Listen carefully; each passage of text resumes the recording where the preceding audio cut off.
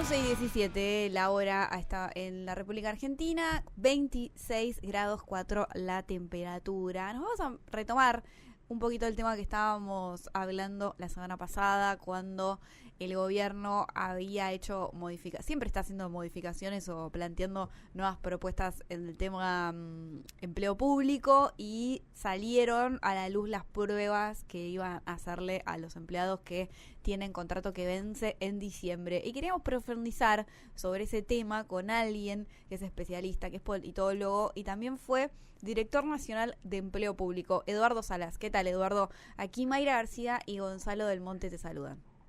Bueno, buenos días a ustedes y a toda la audiencia. Gracias por atendernos. Habíamos estado comentando esta prueba que el gobierno plantea para los empleados que tienen contrato hasta diciembre, para ver si se quedan o se van. ¿Cómo evalúas vos esa decisión del gobierno de poner una prueba y si no la aprueban, se tienen que ir? Bueno, la primera cuestión es que el sistema de evaluación pública que aparece publicado en la página oficial aún no tiene resolución o acto administrativo que fije exactamente todas las características que esto puede tener. Hasta ahora son simplemente materiales de divulgación. Sí. La segunda cuestión es que en general ya el sistema de concursos por oposición y antecedentes estaba planteado desde la ley Marco de Empleo Público allá por el año 1999, por lo cual en realidad esto es una instancia añadida de carácter previo y obligatorio, lo cual en realidad me parece que todavía no está bien afiatado cómo esto se va a integrar con el régimen de concursos. Respecto al tema del personal contratado, el personal no permanente, la cuestión general es cualquier modalidad que implique la acreditación de idoneidad en condiciones de igualdad de oportunidades a todo ciudadano, en principio es bienvenido. Esto ya estaba contemplado en los convenios colectivos sectoriales que ya están aprobados, aunque nunca se instrumentó. Así que cualquier medida que apunte a la consagración de una pieza que permita este tipo de acreditación de idoneidad será bien recibida. En el análisis que uno hace de lo que ha salido o trascendido en las páginas oficiales, en realidad es una evaluación de conocimientos de las más diversas materias y de alguna forma no se ajusta a lo que la propia ley plantea, y es que la idoneidad tiene que estar relacionada con el tipo de puesto de trabajo o función a realizar. Esto aparece como una evaluación de tipo genérica y tampoco cumple exactamente con lo que plantea el artículo 8 en el segundo párrafo del decreto reglamentario, que esto iba a ser una evaluación de conocimientos y competencias. Hasta ahora, por lo que yo veo, es solamente una evaluación de conocimientos de diversa naturaleza. Así que esto, en principio, digamos, uno alentaría que cualquier medida que apunte a asegurar la idoneidad de los ciudadanos y ciudadanas que quieran trabajar en el Estado, no hay por qué oponerse, pero en principio parecería que constituye una medida absolutamente onerosa sin mayor trascendencia. Eduardo, la lectura, sí. Perdón, sí. ¿Esto no se hacía antes? ¿No había alguna instancia similar? Por eso insistí un poquito en que desde el punto de vista del personal de carrera, es decir, aquel que teníamos el acceso al régimen de estabilidad previsto por el 14 bis de la Constitución, todo ingreso necesariamente era por concursos de oposición y antecedentes. Sí. Y eso estaba fijado, sobre todo las pruebas de tipo técnicas, estaban siempre referidas al tipo de tarea que vos ibas a realizar en el Estado. No es lo mismo evaluar un abogado que evaluar, un ingeniero civil que certifica obra pública. Así que eso, desde el punto de vista de la práctica habitual, al menos en el marco del convenio colectivo de trabajo general y particularmente del sistema de empleo público, eso ya se viene realizando desde hace varias décadas. Lo que quedó pendiente era la manera de asegurar esto mismo para aquellos que accedían vía contrato o designaciones transitorias. Y si bien eso fue pactado, fue acordado, fue establecido en los convenios sectoriales que están vigentes, nunca se implementó. Con lo cual esto parecería que apunta a ese objetivo. Si debajo de ese objetivo hay alguna otra intención, en principio en el análisis de la documentación no surge eso, aunque desde el punto de vista técnico uno tiene algunas preguntas. Por ejemplo, no hay ninguna ausencia previa de cuánta gente y de qué características se requieren para integrar las dotaciones del personal contratado. No dice que va a ser durante 1 hora, pero no afirma cuántas preguntas van a tener que contestar las personas, con lo cual allí puede haber un margen de bastante exigencia. No es lo mismo contestar, por decir simplemente una cosa muy sencilla, 4 preguntas en 1 hora que 400 preguntas en 1 hora. No hay todavía referencia a eso. Tampoco hay cuál es el puntaje mínimo. Hay que contestar todas las preguntas bien, todas las preguntas tendrán, o todas las respuestas tendrán el mismo valor, y por lo tanto uno tiene que sacar, utilizando el símil de la escuela, el 7 para aprobar, o tiene que sacar un 10. Hay montones de preguntas en ese sentido que todavía no aparecen claramente en esto que ahora pomposamente se ha anunciado como el sistema de evaluación pública. Bien. Siempre se ha hablado de la cantidad de empleados estatales que tienen los gobiernos argentinos. Sí. En el caso de esta gestión se redujo mucho. ¿Vos pensás que eran muchos, que ahora son pocos? ¿Cómo ves esa relación cantidad con el tamaño del Estado? Sí, hay 3 o 4 cuestiones a considerar. La primera es que obviamente los proyectos gubernamentales de cada gestión definen una estructura del aparato administrativo, para ir a un ejemplo que es bastante habitual, ¿no? El famoso tema o el eslogan del Estado presente, que efectivamente desplegó montones de funciones y roles para una administración pública en un Estado con una concepción determinada, después de lo que, por ejemplo, significó el menemismo en su transferencia de servicios, etcétera, etcétera.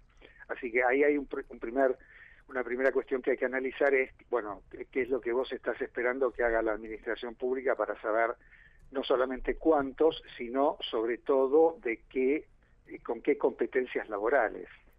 Así que hay un primer problema. La segunda es que en la gestión del presidente Macri se hizo un intento de establecer lo que se llamaba en aquel momento dotaciones óptimas. Quizá la palabra óptima es demasiado exagerado, porque nunca las dimensiones son óptimas y no son razonables, con lo cual se pretendió de alguna manera asegurar un balance relativamente comprobable de cuánta gente sobraba o cuánta gente faltaba.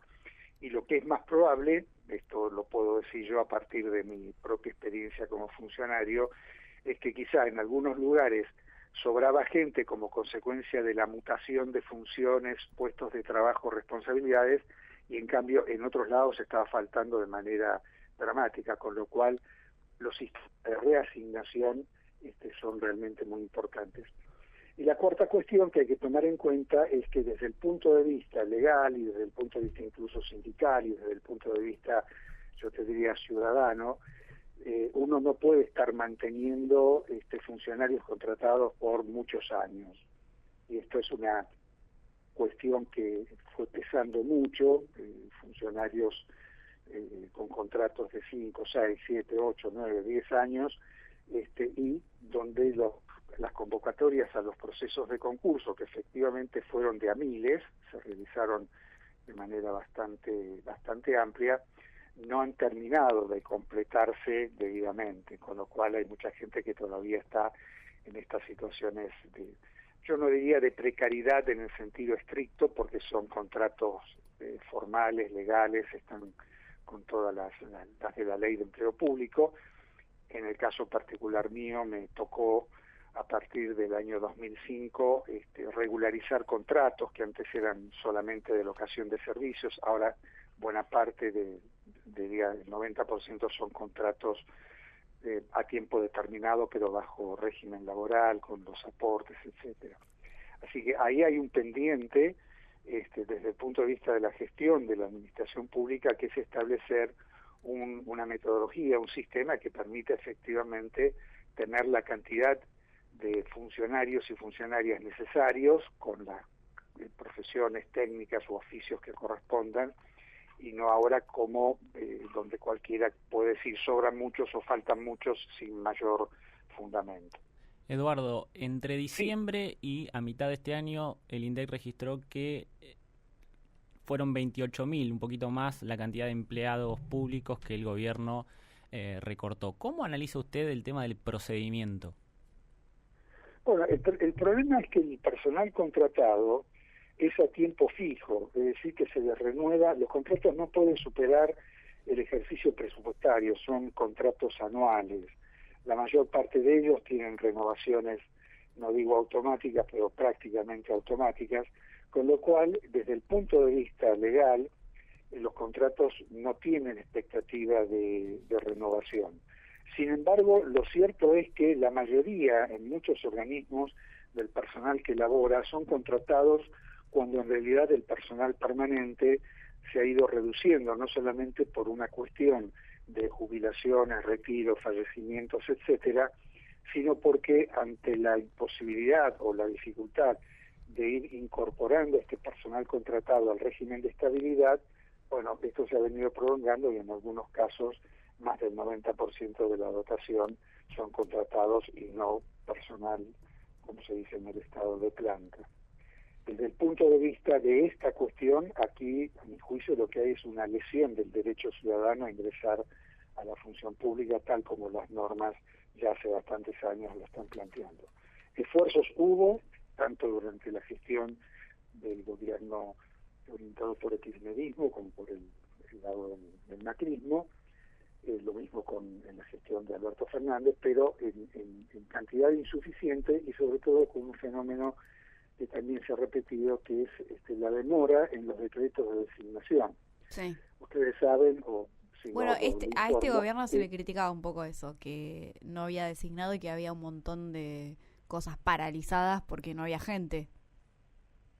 Claro, es decir, gente que cumplía con los requisitos del concurso, lo ganaba, había un orden de mérito, eso va a un acto administrativo, en su momento todo subía al titular del Poder Ejecutivo, después a partir de la gestión del presidente Macri eso se descentralizó en los ministros, etcétera. Aún así quedaron pendientes y todos los gobiernos al momento en que asumieron, tanto el gobierno de Macri como el gobierno de Alberto Fernández, y este mismo si mal no recuerdo, no lo hizo por normativa, pero sí lo hizo en los hechos, entran a revisar todos los concursos, todos los contratos de la gestión anterior. Es el maldito tema de la desconfianza en la profesionalización del funcionario público. Entonces el que lo paga es la persona. Si es contratado, porque la vienen contratando hace rato, y si es contratado y participó de los concursos y los ganó, porque no sale su designación, a lo cual se le suma que el periodo de prueba es de 12 meses de servicios efectivos, que normalmente se superponen con el ingreso del nuevo gobierno.